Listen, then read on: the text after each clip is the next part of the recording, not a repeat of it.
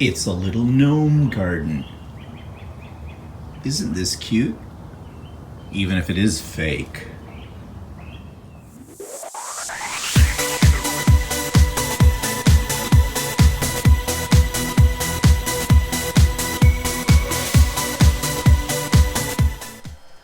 Good morning, everybody. It's Stephen here for Bland Designs and the Idiot Quilter, and welcome to my weekly vlog for May the 31st, 2021.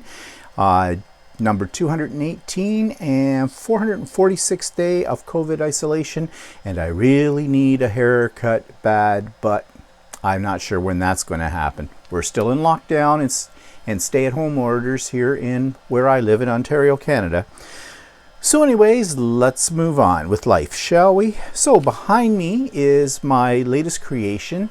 You've seen it in pieces, but now it's completely done and it's completely quilted. It's a wall hanging, and it hangs up here in my craft room, and I call it Mrs. Slocum's Pussies. Now, if you're a fan of old comedy shows that come out of the UK, then you will know the reference. There was a character on a show in those days that was called Are You Being Served? I loved it. I never saw it in its original format, well, as in when it was actually being broadcast. I think it was broadcast sometime in the early 80s or late 70s and up through the 80s, something like that, on BBC television. And of course, we didn't get BBC television, but there are other ways and means of getting this. And I don't know how I saw it originally, but I did. I loved that show. And one character, Mrs. Slocum, was always talking about her kitty cat, her pussy. Yes, we know what the reference there is, the double meaning, right? But when I saw this and put it together, my little pink cats, I thought, you know, I've got to call it that. The original pattern is actually called Risky Business, which doesn't make any sense to me whatsoever. But if you look at the eyes of these cats on here, I had a little fun with this. They're applique on, and I made each pair of eyes a little different. So I've got sort of a normal kitty, I've got an evil kitty, I've got a drunken kitty, and then I got a wonky kitty kind of a thing there. So I had a little fun with those.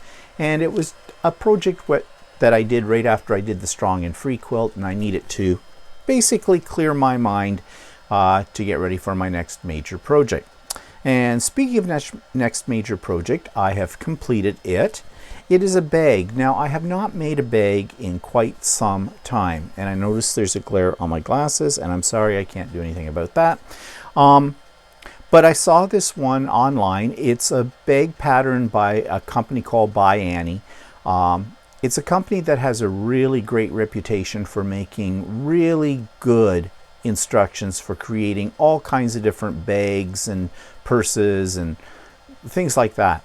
And I saw this one, it was called In Control, and I ordered the pattern. I wanted to make it. I had the pattern for a little bit of time, not that long, but I had to collect the resources that I needed for this, and I got them, and I put together over the weekend, and I think I started it last Thursday. And actually, although it looks like a very complicated bag, it was fairly easy to put together.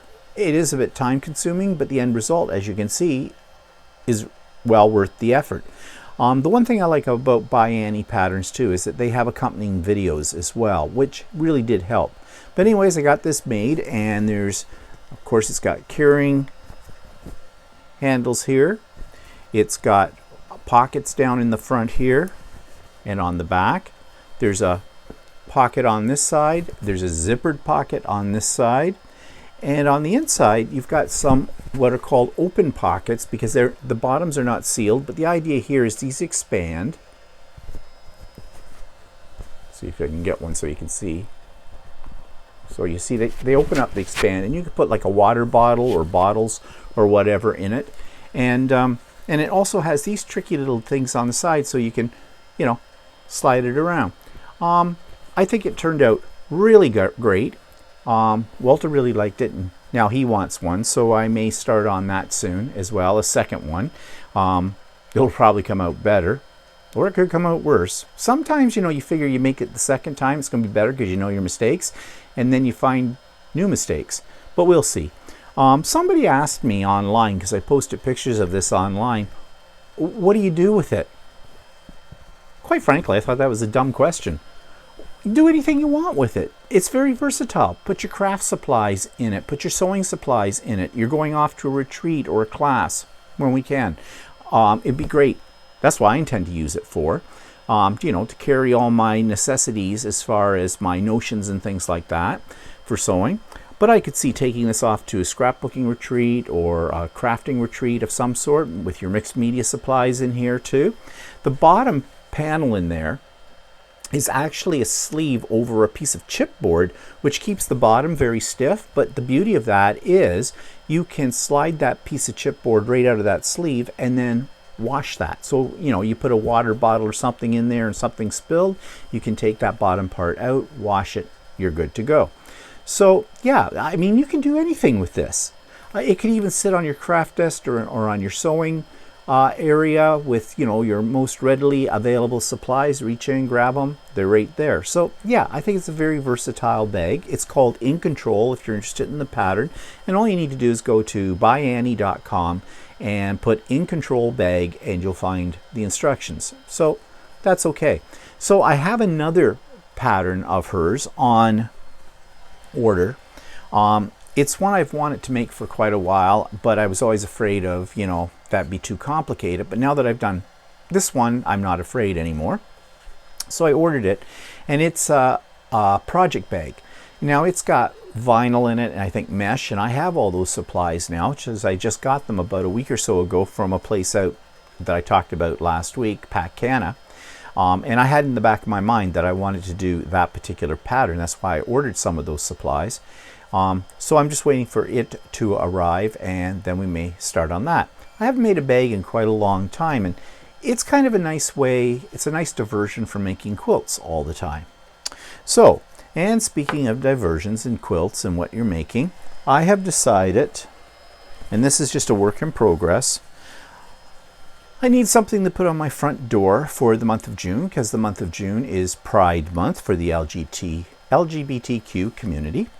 And I really don't have anything. I do have a pride flag, but it hangs out under my deck in my patio area, and I don't want to really take it down from there and put it on the door, so I'm making one. So this is the start of it. There'll be another row of these rainbow maple leaves on this side over here. I'm embroidering all of those, so later today I'll be working on that more, and I think I'm going to put a row on the top and on the bottom as well. And it is basically the colors of the pride flag, and I have measured it so that it will hang on my front door very nicely.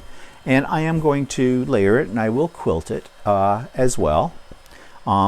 So yeah, that's my project that I'm working right now on currently, because this shouldn't take me that long to complete. I just started it yesterday. The longest part is the embroidery. Yeah, so it's another diversion. And then while that was printing out when it was sewing out the embroidery, I got a little bored. So I was taking some scraps from my last couple of projects, and I sewed them all together, just randomly. Haven't finished this piece yet. And I'm sort of doing what might be called or look like a crazy patch quilt with decorative stitches all over it. And what am I going to do with this? Well, I'm not sure. I've had several ideas. I thought I could make it into a table runner, or I could make it, I start building a quilt around it with other odd orphan blocks that I have. I may look at that yet. I may actually take this and cut it up into smaller squares, rearrange them, and put it together as a quilt or something. I don't know. We'll see. But I'm having fun playing with the decorative stitches on my sewing machine. So we'll see. It's a piece of abstract textile fabric art, and who knows where it will go from there. Or it may just sit in a drawer and I'll never do anything with it again. It's a possibility. Who knows? Keeps me out of mischief.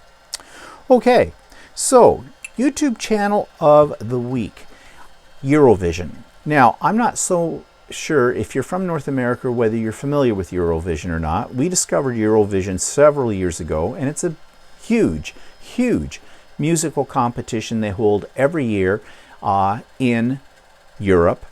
Countries enter it. It's sort of like the Olympics of music.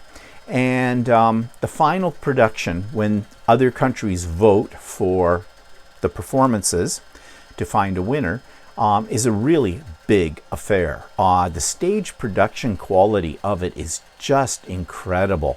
The technical expertise of the people who put that together is right out the roof. I really enjoy watching the competition. Now, they didn't have it last year because of COVID. They had it this year, but it was somewhat restricted, of course, in terms of audience. But the production is still really, really good. There is nothing in North America that compares to Eurovision. There really isn't. But you know something? We're very North American centric. And when I say that, I mean we're very American centric, because it's the Americans that do the big production numbers. And quite frankly, we have the attitude, and the Americans definitely have the attitude, that nobody else in the world can do production like they can. Well, they're wrong. The Europeans do it as well and better than North American production companies. And Eurovision is a really good example of that. I wasn't that impressed with the music that it was selected this year to be in the competition as compared to other years, but I guess music changes, right? Trends with the time and that, and it's just not my kind of music, most of it, although there were some pieces that I really, really liked. But I enjoy watching it, and you can watch it on YouTube.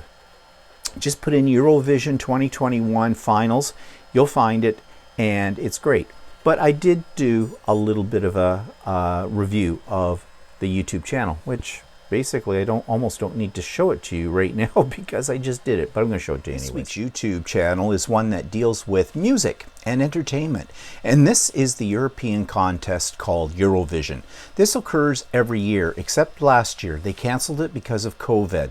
It's been going since the early 1970s, and it's where various countries in Europe come together and enter this contest for music and groups, and well, it's just extremely entertaining. Now, we often have an idea, well, we're very North American centric, where we think anything that we do in North America, and when I say we, I mean more so the Americans than Canadians, everything is a big production number and the best. Well, not so true. Check out Eurovision. There's staging, there's sound quality, there's cinematography. The whole bit is far superior to anything we have in North America. It's a great contest. The music is really good, and it is something that I really enjoy watching, and I try to follow it every year. So if you want something entertaining, something that is going to enlighten you about music around the world, then check out Eurovision.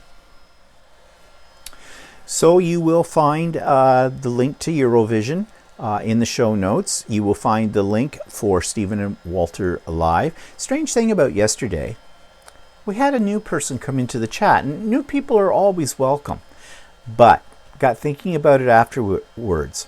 Now, this person's name was Vishnu. Okay, obviously Indian background, but this person kind of came on and was asking weird questions. Like questions like, where do you live? Give us a house tour. Is this a special guest, meaning Walter? They were weird questions. And when he said, where do you live? I just said Canada. And I said, where are you from? Well, he did put in India. But we got talking about it afterwards and figured this was a fishing person that came on here.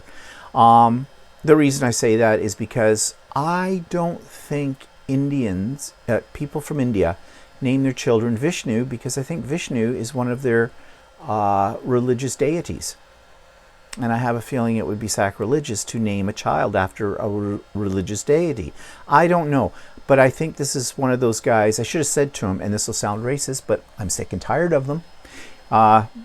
Yeah, I have ducks. Do you want to clean them? Because those are the people that call me all the time to do duck cleaning or other scams that are out there. So that was kind of weird. We've never really had that before.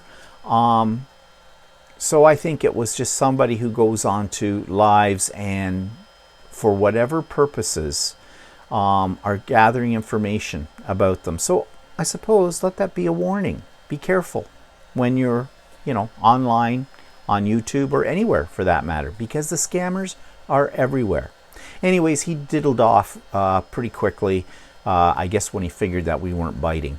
So, yeah, there's a link for the Idiot Quilter latest episode, and so Chatty as well. And I did put a link in to the complete series on making a Rolodex book. It's all the pieces that you've seen over the last few weeks here on the vlog, but of course I put them all together into one, so there's no vlogging, and just in case you want to go to it as a reference or whatever, to make your own. Okay, so that. Now, something else that you'll find a link for. Yes, today is May the 31st. Tomorrow's the start of a brand new month. And with a brand new month, the first Wednesday of every month, we have Craft and Chat. And those of you that are regulars here know exactly what I'm talking about. But this coming Wednesday, June the 2nd, at 1 p.m. Eastern Standard Time until 4 p.m. Eastern Standard Time, I run a Zoom connection for people who would like to get together for a few hours and talk and chat and craft, working on whatever projects we work on. It can be anything from quilting to mixed media, whatever. Whatever you want. It doesn't matter. There's no pre-registration for it or anything. You just show up and click on the link that you'll find in the show notes, and away you go. It's growing. We don't have a lot of people yet, but I think the last time we had about a dozen, which was kind of interesting. New people are definitely welcome to this.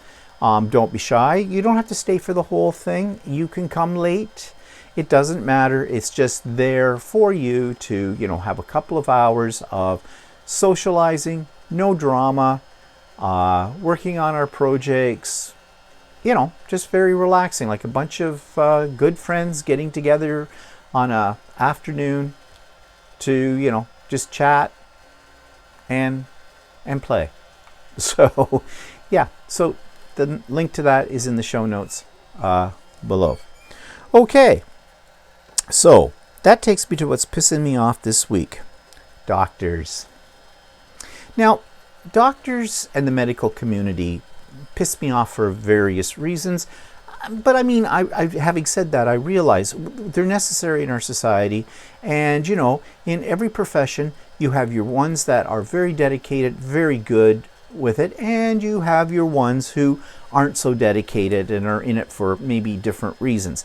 It happens in every profession. It happened in my profession as a teacher. It happens in, everybody. Everybody knows somebody who's in the wrong profession, really. Well, the problem with that is when they've been put into the top spot. And with our top doctor, I think it's Williams is his name. Could be wrong about that. Doesn't really matter. He's our top doctor in our province, in Ontario, and he's the one that we look to for guidance. The government looks to for guidance on what to do during COVID. Okay, lately, this doctor, has been pushing for kids to get back into the physical classroom, which makes absolutely no sense to me whatsoever. And now I'm wearing my retired teacher hat right now, and you've heard me say this before. Children are germ carriers. They're little disease bags. And he's going on about, it'll be much safer for them because they're in the school environment and there's things put in place to protect them. These children have not yet been vaccinated. Not all the teachers have been vaccinated yet. They're working on it, but it hasn't happened yet. So that's one problem right there. The other problem is, regardless of the fact that the classrooms have been set up so that there can be social distancing, which basically means, if you've never seen the inside of a classroom before, classrooms are built undersize. They'll cram 30 to 40 kids in a room that can hold at the most 20-25. So the kids are already sitting in the best of times, in pre-COVID times, on top of each other. So their idea of social distancing now is having a desk between kids that doesn't have anybody sitting in it. That isn't any good. Ventilation in schools, in classrooms, is infamously known for being poor. I've worked in schools where you could not physically open windows because they were hermetically sealed for some reason. Supposedly there was a system, an air venting system in the school, that worked for all seasons and kept everything fine. No, it wasn't. You were in a glass box with no way to breathe. School environments, just themselves, kids do not stay socially distanced. It doesn't matter what age they are, from kindergarten to grade 12. Kids are kids, they're social creatures, they like to be with their friends, and they do not social distance well. As soon as the teacher's back is turned, they're doing what they're not supposed to be doing. And I know this for a fact. We've driven by elementary schools. The kids are outside at recess. They're wearing masks, some of them. Others have them pulled down here, their noses out, or wearing them on their chin because they're trying to make a fashion statement. And they're all congregated, 20 of them, in a big group out in the playground. So, yeah, and it's physically impossible for a teacher to supervise that at all times. It's just not. So what I'm saying is a school environment is not safe, regardless. But here's the whole thing that this doctor's been going on. Well, it's their mental health. It's good for their mental health. Are you kidding me? School is one place in the world that if someone's going to have mental issues, it's going to be compounded by being in a school environment. Let's face it, kids are nasty. They are. They are absolutely nasty. Think about your own school experiences. Unless you were the head cheerleader or the big on-campus jock in your school, you were probably picked on to a certain extent, made fun of, ignored, laughed at, bullied, whatever.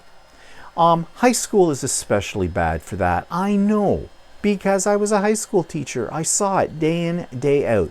If a kid is just slightly a little different from whatever the in crowd is like, they are ostracized, they are made fun of, and kids are very cruel about it. They don't just talk behind their backs, they do it to their face. They write things on their desk, on their books. Think about your own school experiences. You see these movies that talk about, the good old days of being back in high school. Those good old days were only for the jocks and the pretty girls. Okay? For everybody else, it was like, thank God, I've graduated, I can get on with my life. And even if you talk to some of those people that were the popular crew in those days, they kind of peaked a little early, didn't they? Because they probably don't look back on it with that much nostalgia, and it's probably karma. A lot of those ones didn't really make it out in the real world, whereas the ones that got picked on in that are probably now major CEOs of corporations or are doing wonderful things to, save the world from itself. So what I'm saying is, saying that for their sake of these kids' mental health, they got to put them back in the schools, you're just putting them back into another environment that's going to put more stress on them.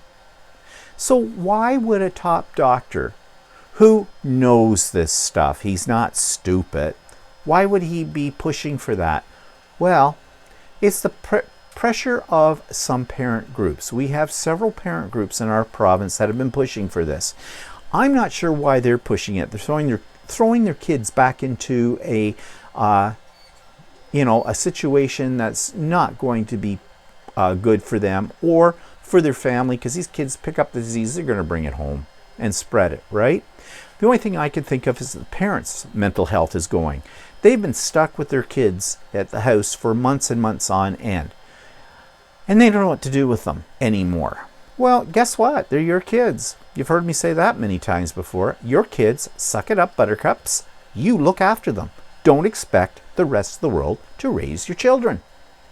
The hell with that expression, it takes a village to raise a child. It does not. It takes a good parent to raise a child. This is not brain surgery. So He's bowing down to the pressure of a minority of parents. Because they interview parents on the news all the time. And you'll get one that says, yes, I think the kids should be back in school. It's good for them to be there. But the other ones are going, nope, not sending my kids back. They're working at home. They're doing online. We've got it covered right now.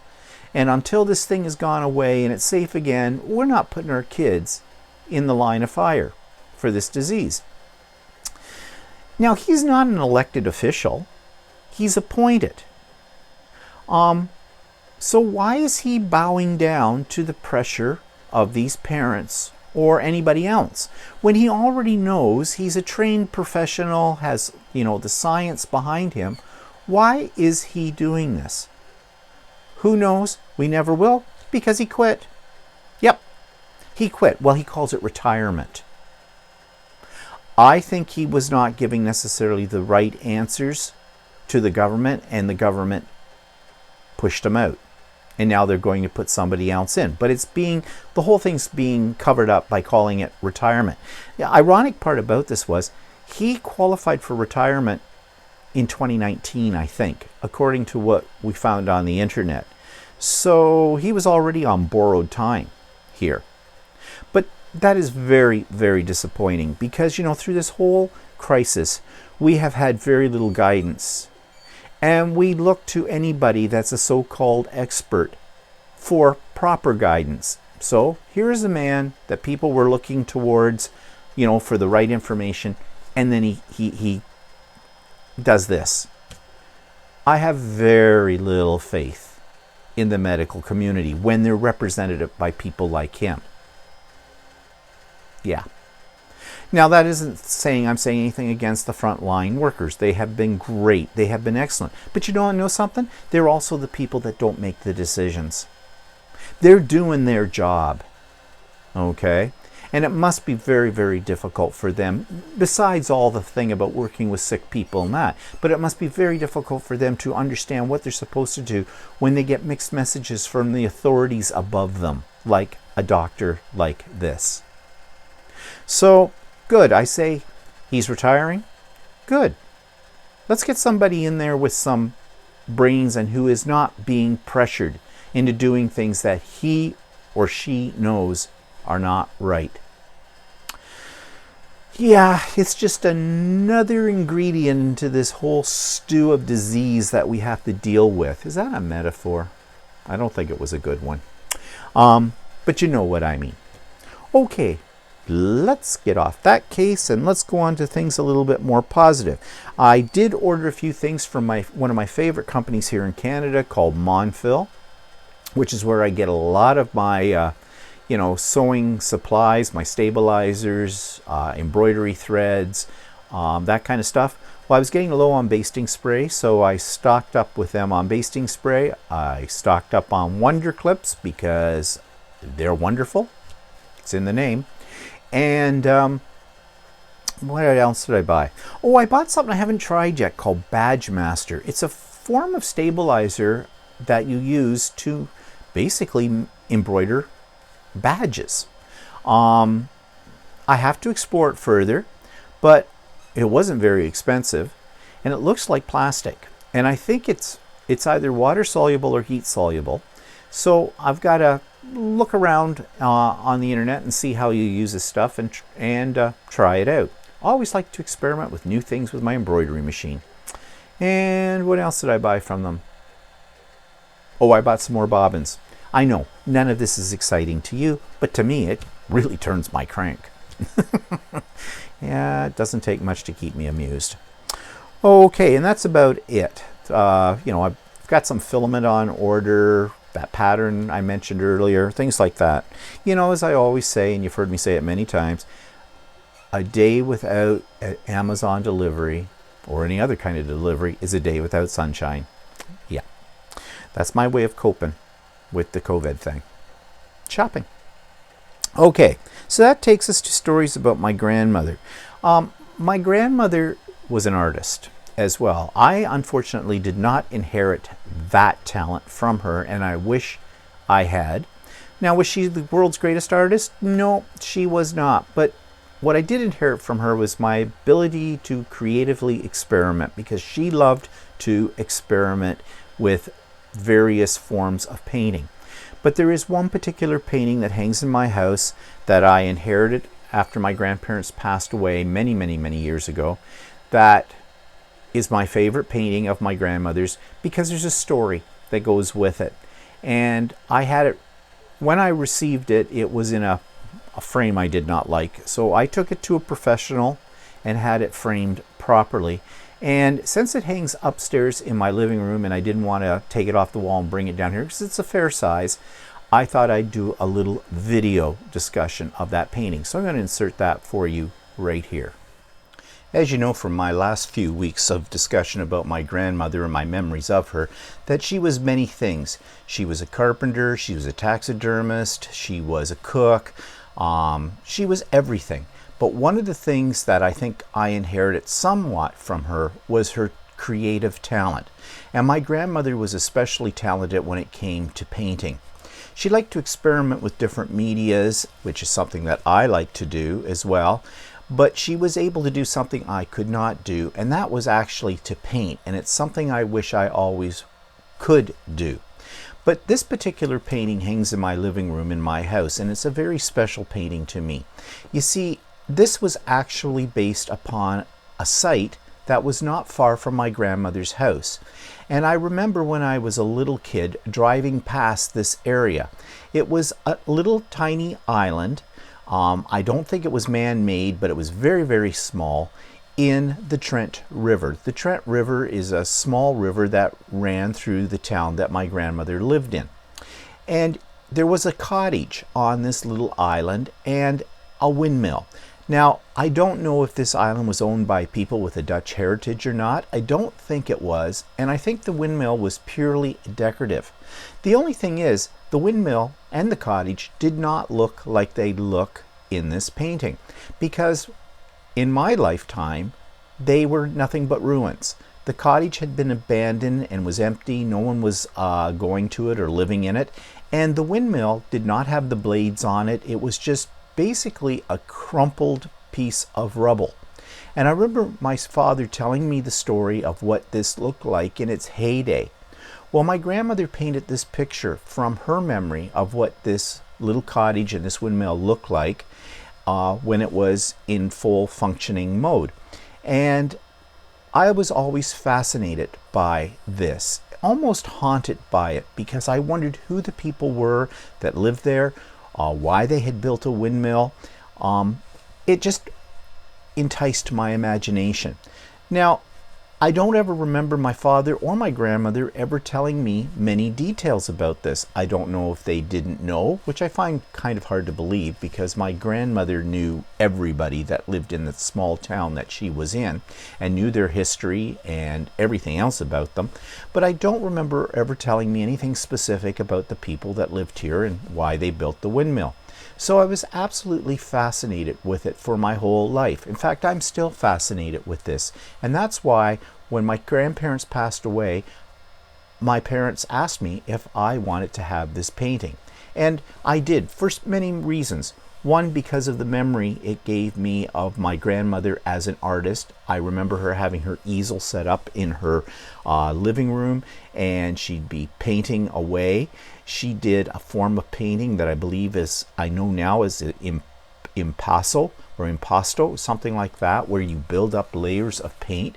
She was constantly experimenting with making 3D and textured elements that were embedded into her paintings.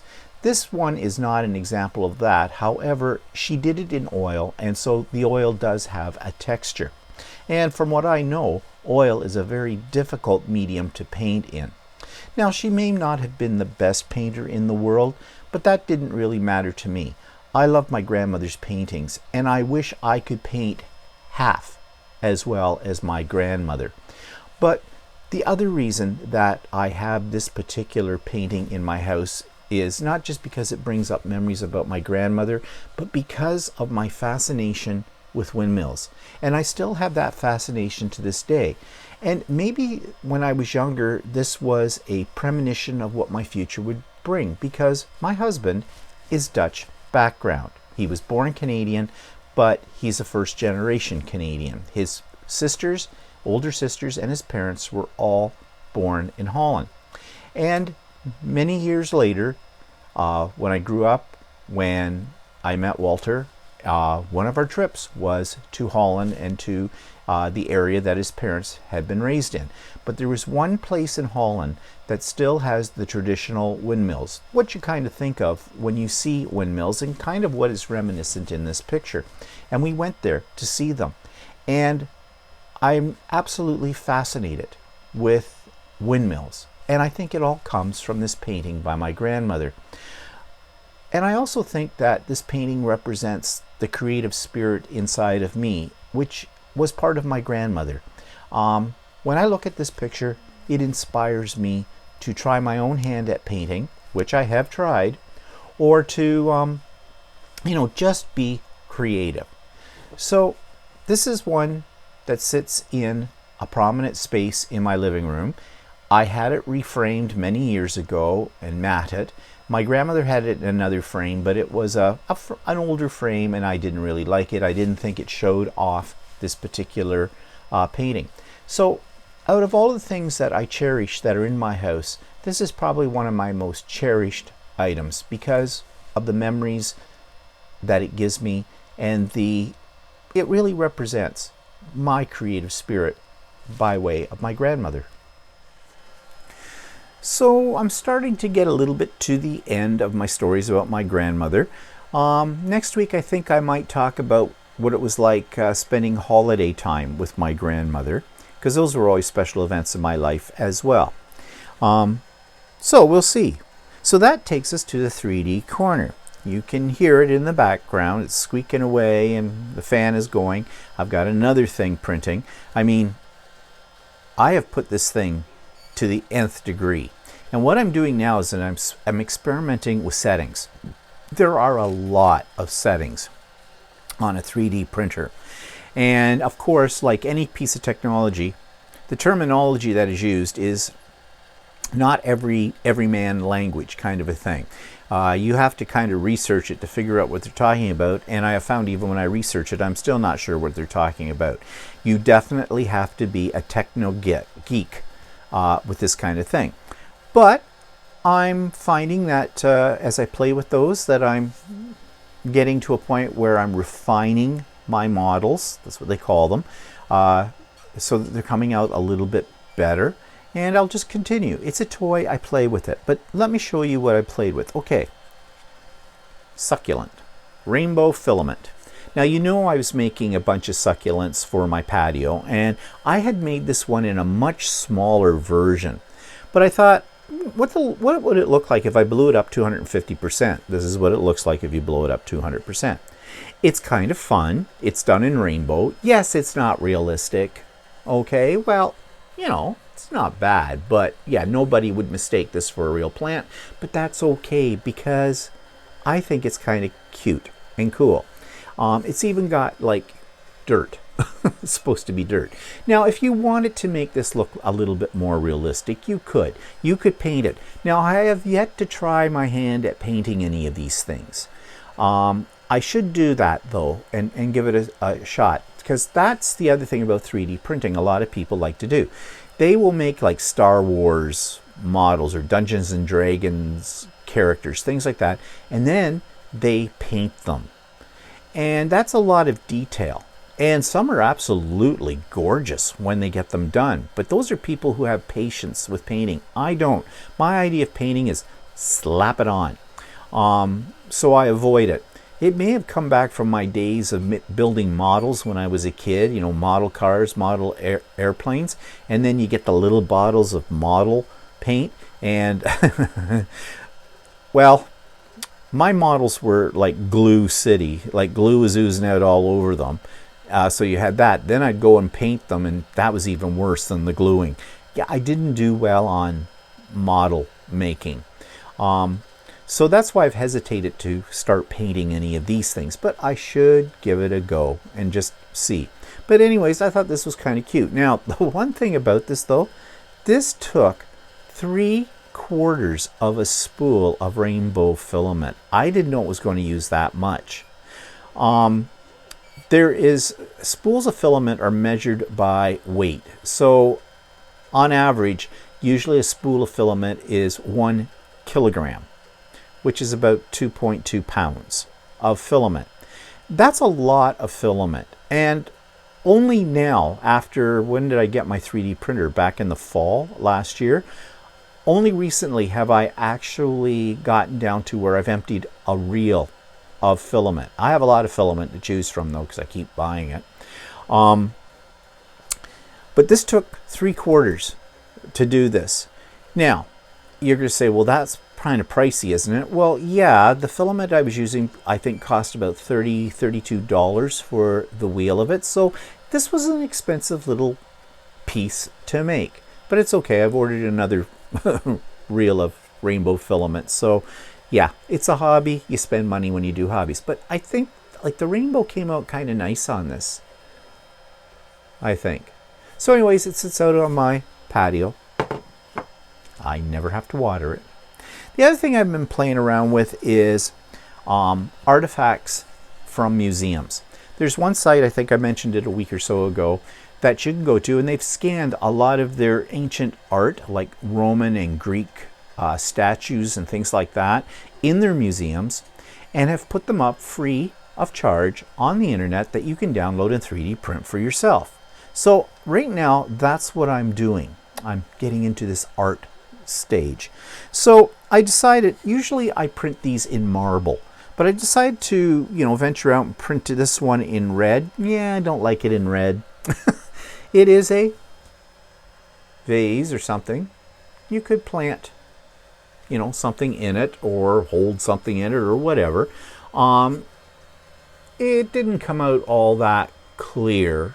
It's okay, the detail. I think it would have looked better in the marble, but yeah, I made that. So I did make another one in marble, but this is where I was saying I play with the settings now. And so I played with the settings on this one, and it came out fantastic.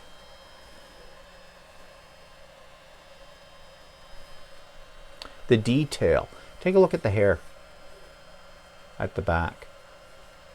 And this is plastic. And I know the lighting isn't so good. I'm trying to shade it off here a little bit. But it does look like stone. But it's just plastic. But I think that turned out really nice. I did another one in the marble with those same settings. And I did this. Roman Woman is what it's called. And again, the detail is very nice. It came out very smooth. I did have one problem with it. It needed supports, so I put supports on, and I didn't support well, so she does have an arm that's supposed to drape down here holding some kind of a staff or something. It dropped off. But I figure oftentimes when you see these kind of statues in a museum, there is a piece of them off anyways, an arm, a leg, a head, whatever. So it's kind of more authentic to it. But look at the finger. The detail in that finger. Now there's a little bit of hair on this. And what I mean by hair is this, or spaghetti. It's some of the filament that comes out like a little spider web. But yeah, so I'm getting quite a little gallery, my own little museum of busts and things. And the one I'm printing right now is an Egyptian one. One of those ones where the Egyptian guy is sitting on a throne. I don't know. Had a name, can't Amatuf, I don't know, something like that. I'll show it to you next week when it's done. It's going to take all day to print. Yeah, I just started it about 45 minutes ago. So, yeah, so I keep making these things. Now you're probably wondering, what are you doing with them? Well, right now they're sitting on shelves, which ironically are 3D printed. I've shown that before. All over my little corner, my 3D corner over here. I'm trying to look for some more practical kinds of projects I can make for gifts. Now, I can do pin cushions, yes. They take a while. But I'm looking for some things that I can more or less mass produce. What I mean by that is some things that print out really quickly and look quite nice that, if I need something really quick, I can get it out like in an hour or 2 hours, something like that. See, most of these things I'm showing you take, well, this one took like 21 hours to print. Yeah. So especially at the new settings I'm using, which are, they create a better final product, but there's a trade-off. Then they take longer to print because it prints slower, less, finer layers of plastic. So anyways, if anybody out there who does 3D printing got any ideas for some practical kinds of things that you could give to people that don't take a week to print, kind of a thing, let me know. I'm on the hunt for things like that. Okay, so that's the 3D corner, which probably bored those of you that aren't into 3D printing to death. You can always fast forward it. Okay, so that takes me to a new project. Now that I have finished the Rolodex book, what am I going to do next? No idea. So I went back into my vault of past video projects. When I first got into doing YouTube, I was just doing it strictly from a craft point of view. My videos were just, I'm making this and I'd show you how I made it. That was it. Since then I have evolved. But I'm thinking, well, some of those projects from 3, 4, 5 years ago are still relevant. So why don't I call up those videos, break them up into chunks, and present them here until I come up with something new that I can make for you. Because I know a lot of you are, you haven't been with me for 5 years, and you may never have seen some of those videos, and there might be some interest there for you. So I reached into the vault and I've picked up a blast from the past, and this comes from 2017, and I was all in this kick to do altered shoes.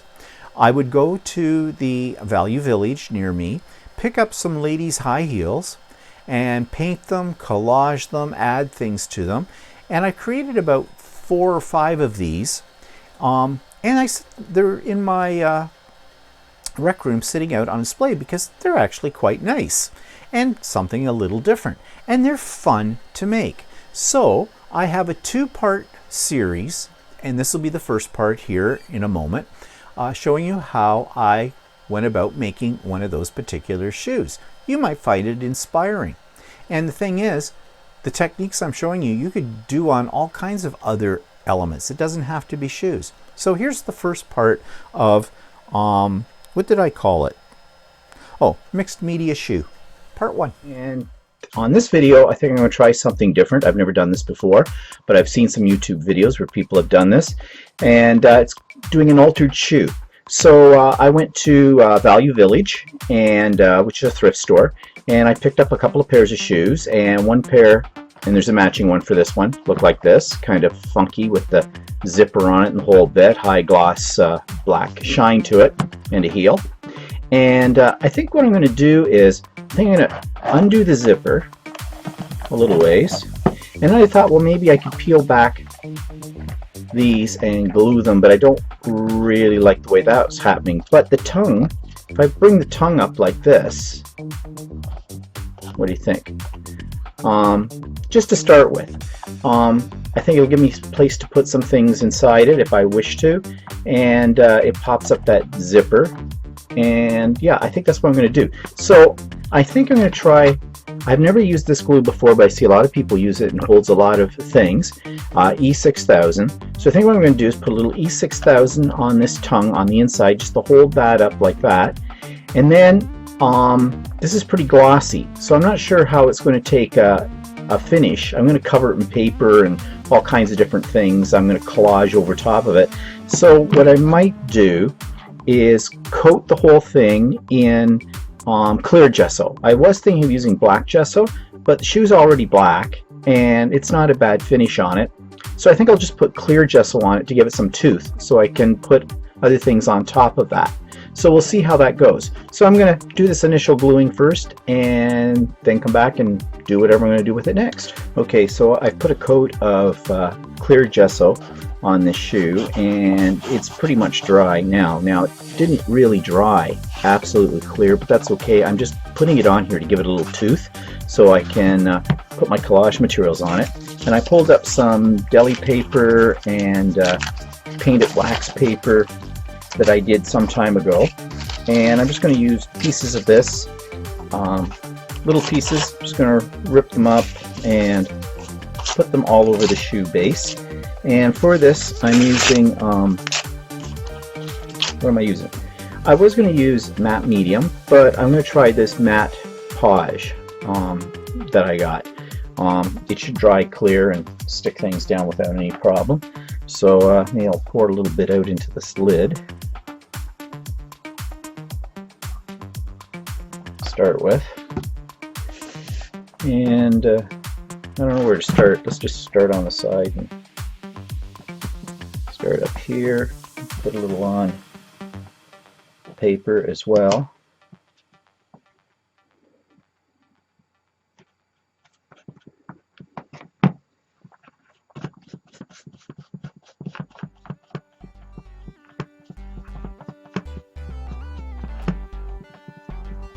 I'll just trim. I may have folded over. I don't know what to do with that piece.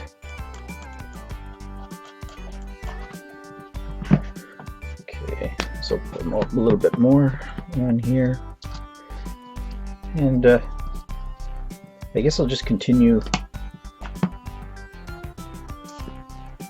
all the way around it.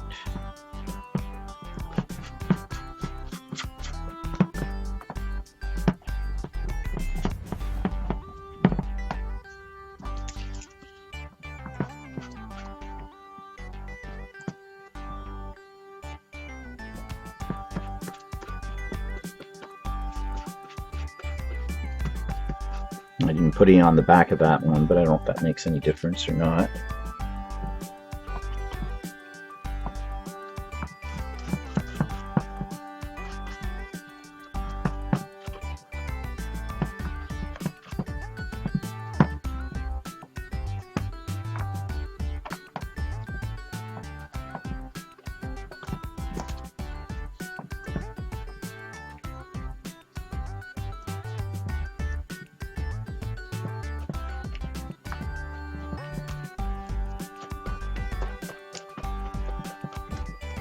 Okay, it seems to be sticking down pretty good.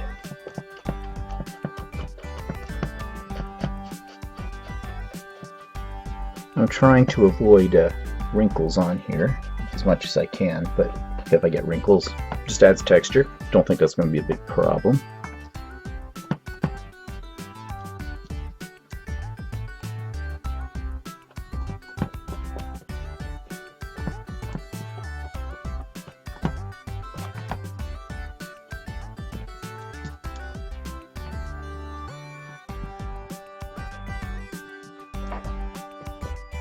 I think it is better to put a little bit on the back of each piece as well as on the surface of the shoe as well. Seems to let it stick down a little bit better.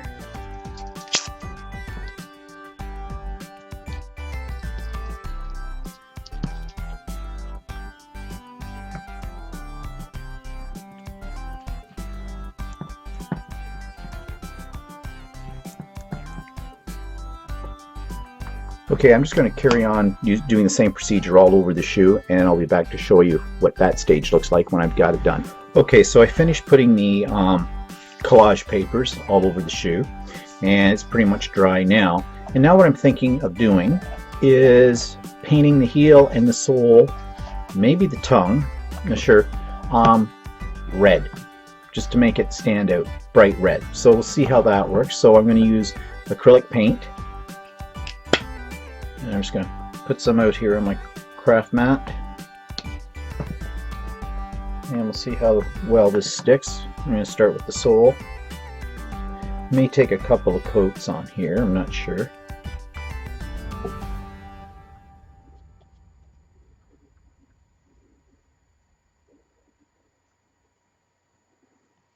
It's pretty bright red, all right. Maybe go around the edges as well. Okay, so this is going to take a while, so I'll show you the finished product when I get to it. Okay, so I took some red acrylic paint and I painted the soles and the heel of the shoe in that color. What shoes is it that come with red soles? Jimmy Choos or whatever they call them. it took about 3 coats to get it this deep, and it looks like I could actually put another coat on here too to even it out, even a little bit more, but I think I'm just going to leave it because it's only the bottom of the shoe and it's going to sit up like this, so nobody's going to really see that. But then I decided to add a little glitz to it, and I had this paint. I've had this for a while. I got it at an art store, Curry's. It's called Tri Arts Spectral Color, and I really like it. It's a glitter paint, but it's really thick. Lots of glitter in it, and it comes in a lot of colors. In fact, I bought all the colors. I think there's about 12 colors with it, but I haven't used it for a while. So I got some of that out and I did the heel of the shoe. So I've got that sparkly glitzy, and I used my heat gun to dry it. As with this, I'm very impatient. I can't stand around waiting for stuff to dry, so I hit it with the heat gun, and it dried pretty good. I also put it on the tongue of the shoe as well. So I'll finish up that little project next week in part 2. Okay, so events in the past week. Well, nothing much really. The major thing was my mother has finally moved into the new nursing home. The move happened on Thursday, and I'm assuming she got there okay and everything's fine. The reason I say I'm assuming is because I have not talked to her since last Tuesday.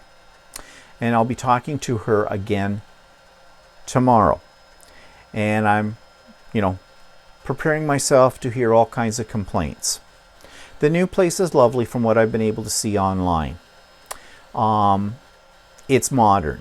Everything is laid out in there for the convenience of the residents. So much better environment. The staff will be different for her. Some of the old staff, or the staff she was used to, have been moved to the new home, but there's probably new staff there too. And so my mother will have to break them in. Yeah, I pity the staff, not my mother. I'm hoping that they got her television set hooked up. Because I had to cancel the service in the old place, and I did that last week, and I went over last Wednesday, the day before, and I picked up all that equipment because I have to return it to the service provider. Otherwise, they're going to charge us big bucks for hanging on to their equipment. The new home is using the same service provider, but apparently the cost is going to be added to their monthly bill for the resident, which is fine by me.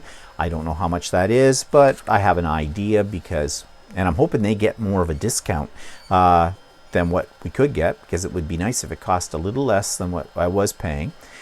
Well, I will be paying a little less because I didn't get my mother a phone this time. Mixed feelings about that. I discussed it with my mother. She doesn't answer the phone when you call. She has trouble with her hands, arthritis, and it makes it difficult for her to hang on to the phone, and the buttons are small and all that kind of stuff. So I just figured, since she doesn't answer it anyways, why are we paying for it? If we need to get a hold of her by phone, we can phone the home. They will take a phone to her. Also, the new home is doing FaceTime, just like the old home was. I'm hoping that's going to be a forever thing. I mean, they've been doing it because of COVID, because we can't physically visit. But I'm hoping they'll continue it, because I really like that, because I know I'm going to get my mother most times because somebody else is getting her to the iPad. She wouldn't be able to run that by herself, so that's good. So I did send a message off to the business person at the new home asking about the television service. Is everything plugged in? Because what they led me to believe was I didn't have to worry about a thing. They just have it all wired in there. They just plug her in. She's on the system. I'm anticipating there's going to be other problems. And it's very difficult when I can't physically go in and get things set up for her. And yes, this has been causing me a little bit of strife, or stress and strife, actually, with all of that, because, television is my mother's major form of entertainment. Although I'm not even sure about that anymore. I'm not sure if she even turns the thing on. I really don't know. But anyways, I haven't sent the old equipment back yet. I'm waiting until I hear, just in case they need some of this equipment. They're not supposed to, but I don't know. I'm a little disappointed in the communication from the new administrator of this home, but that's because I was spoiled by the administrator in the old place. She just retired, and there's a new person there now. but she was absolutely excellent. She was on top of everything, well organized. When I sent her an email, I got an answer within an hour or less. Usually less, much less. So I've been spoiled by that. This new one, I've had one communication with her and that's it, and she referred it over to somebody else who did get a hold of me, and that was fine. I realize they have people that look after certain, aspects of this, and that's fine. She did send out a robocall message saying that all the residents that had been moved on Thursday were in, and they were all situated. Everything was fine. They enjoyed their first meal over there and all this kind of stuff. It was very upbeat, very positive, and it came at 9 o'clock at night, which I found a little weird. But I'm sure she's extremely busy. I mean, this has got to be, a logistical nightmare, moving those people in and getting them settled and all that kind of stuff, and a new staff and everything like that. So yeah, I'm giving her the benefit of the doubt. The only thing is, if I had been in her position, I would have made sure that I had sent out at least an email, or would have had an information package prepared and sent that out electronically to the families of all the people in there to, make sure they understood what was happening. And, I would think that would probably eliminate, 90% of probably the phone calls or emails that she has received in the last few days. But we'll see. So, yeah. In the meantime, she is now located in the building next door to where her best friends live, that she's been best friends with for 50 years, she and my dad. These were people that lived a block away from them in the old days. They used to holiday together, they used to socialize together, they used to see each other every Friday night, for dinner, that kind of thing, and drinks, and that kind of thing. Well, they did live in the same apartment building that I got my mother into back a few years ago before she went into the nursing home, and then they moved. I don't know if my mother drove them out or what, but they moved into a retirement residence, which is owned by the same corporation that owns the nursing home my mother's in. And they were on a waiting list to get into this. It's a seniors apartment building kind of a thing, and it does have the option that they can buy a food package if they wish to in there, and that kind of thing. And it's very nice. But they put up the new nursing home right next door to it, and I think, okay, you may have escaped my mother for a while, but she's back in the building next door. So I sent them an email, and these people are older than my mother. And, as far as I know, doing okay, which is amazing because they're almost 90. And, still living on their own and looking after each other. And I think that's wonderful. I kind of wish my parents had been that lucky, but such is life. Anyways, I digress as usual. I sent them an email to let them know that my mother is now in that new place, and I gave them all the particulars. I told them, here's the address, here's her room number, here's the contact information. I explained to them that she does not have a phone, and explained why she doesn't have a phone, and I even explained how they're doing it with this FaceTime business. I sent them the link to, go online if they wanted to have a FaceTime session with her, how they book that and everything. So I explained that all out. I did that on Friday. Yesterday I got an email. It was not, I don't know, the tone was a little bit, slapping me across the face, as if I had done something wrong, that they told me they were very frustrated. They were trying to get a hold of my mother and they couldn't do it. Okay. How are you trying to get a hold of her? Now, I have to keep in mind that they are almost 90 years old. So, even though I laid everything out in an email, maybe they didn't understand it, I don't know, and the whole bit. So I have to be patient, and so I reiterate it for them, the procedure for getting a hold of my mother, and explain why this, why she has trouble communicating, all that kind of stuff. So we'll see how this works out.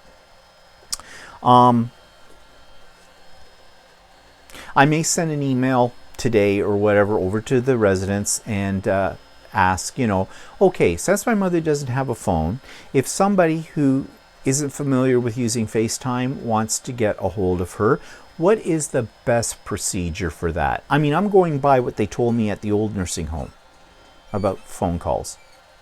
So maybe they have a different method. Maybe they have something that's a little bit more direct. I don't know.